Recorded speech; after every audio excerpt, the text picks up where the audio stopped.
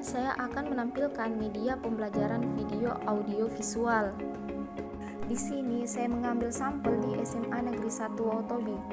SMA Negeri 1 Wotobi adalah SMA yang terletak di Kecamatan Wotobi, Kabupaten Konawe, Provinsi Sulawesi Tenggara.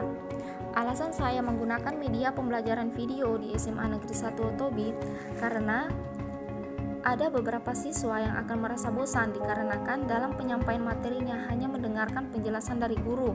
Dampaknya, siswa kehilangan minat belajar sehingga tidak dapat menyerap materi yang disampaikan. Sedangkan, jika ditampilkan dalam bentuk video, pembelajaran akan lebih menarik dan merangsang perhatian siswa, sehingga dengan mudah memahami sebuah materi dalam video tersebut. Oleh karena itu, diharapkan dengan menggunakan media pembelajaran audiovisual ini lebih memudahkan siswa untuk menyerap materi yang ditampilkan dalam bentuk video tersebut. Di SMA Negeri 1 Wotobi memiliki fasilitas lengkap seperti adanya WiFi, listrik, LCD, proyektor, sehingga media pembelajaran video dapat ditampilkan. Kelebihan media pembelajaran video: 1. Menghemat waktu dan video dapat diputar berulang-ulang. 2. Mampu menarik perhatian siswa karena tampilan yang menarik. 3. Dalam video tersebut kita bisa mengatur di mana akan menghentikan gerakan gambar sehingga memudahkan mengulang materi yang belum dipahami. 4. Fungsi berpikir siswa dirangsang dan dikembangkan secara bebas. Kelemahan media pembelajaran video: 1. Video yang terdiri dari gambar-gambar lepas mudah hilang atau tertukar apabila penyimpanannya kurang baik. 2. Komunikasi yang bersifat satu arah sehingga guru harus lebih kreatif dengan bentuk pencarian umpan balik yang lain. Pada kesempatan kali ini, di sini saya akan memaparkan materi yang berjudul mitigasi bencana banjir. Baik, langsung saja kita simak videonya. Sebelum kita ke topik pembahasan tentang mitigasi bencana banjir, alangkah baiknya kita mengetahui apa itu banjir. Banjir adalah suatu fenomena alam yang merugikan, yang berarti ketidakmampuan sungai, danau, aliran air untuk menampung air yang jumlahnya banyak, sehingga air meluap dan memasuki daerah sekitarnya. Ada 2 faktor penyebab banjir, yaitu faktor alam dan faktor sosial.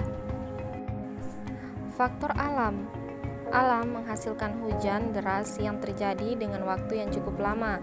Akibatnya, daerah seperti penampungan air danau akan meluap karena tidak bisa menampung kapasitas air yang masuk ke dalamnya. Faktor sosial: faktor ini sering sekali menjadi penyebab terjadinya banjir.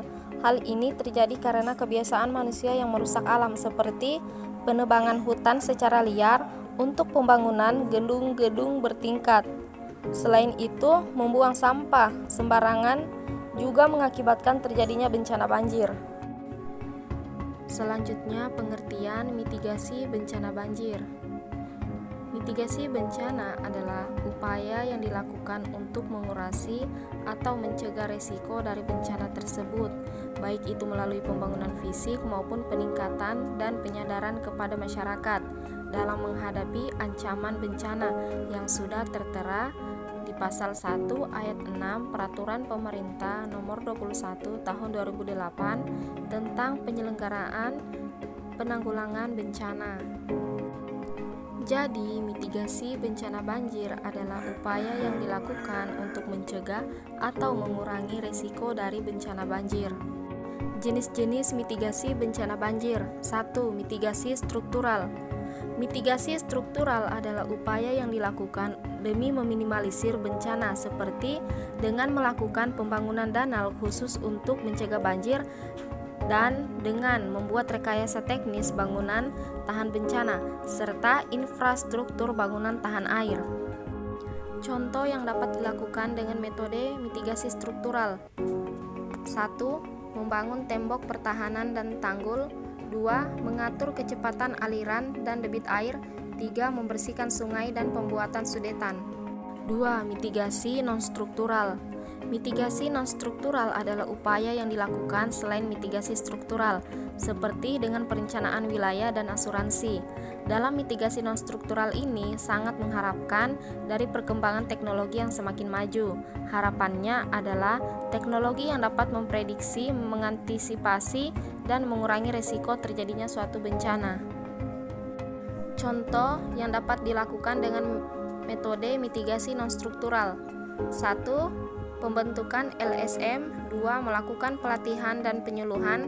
3. Membentuk kelompok kerja atau Pokja. 4. Mengevaluasi tempat rawan banjir. 5. Memperbaiki sarana dan prasarana. 6. Menganalisa data-data yang berkaitan dengan banjir. 7. Membuat mapping. 8. Mengadakan simulasi evakuasi. Tindakan yang perlu dilakukan ketika banjir. 1. Tindakan untuk mengurangi dampak banjir. A. Penataan daerah aliran sungai secara terpadu dan sesuai fungsi lahan. B. Pembangunan sistem pemantauan dan peringatan dini di bagian sungai yang sering menimbulkan banjir. C. Tidak membangun rumah dan permukiman di bantaran sungai. D. Tidak membuang sampah ke dalam sungai dan rutin mengadakan program pengerukan sungai. E. Pemasangan pompa untuk daerah yang lebih rendah dari permukiman laut. F. Program penghijauan daerah hulu sungai harus selalu dilaksanakan, dibarengi pengurangan aktivitas di bagian sungai rawan banjir. 2. Yang harus dilakukan saat banjir.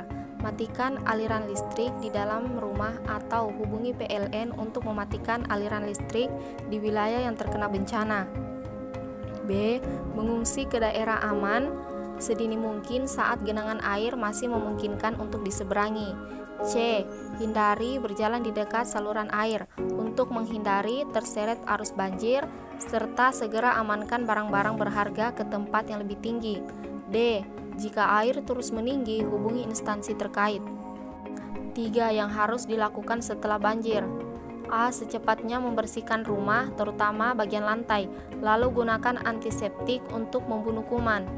B. Cari dan siapkan air bersih untuk menghindari terjangkitnya penyakit diare yang sering mewabah setelah kejadian banjir.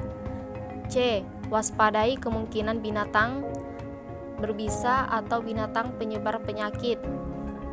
D. Usahakan selalu waspada apabila kemungkinan terjadi banjir susulan.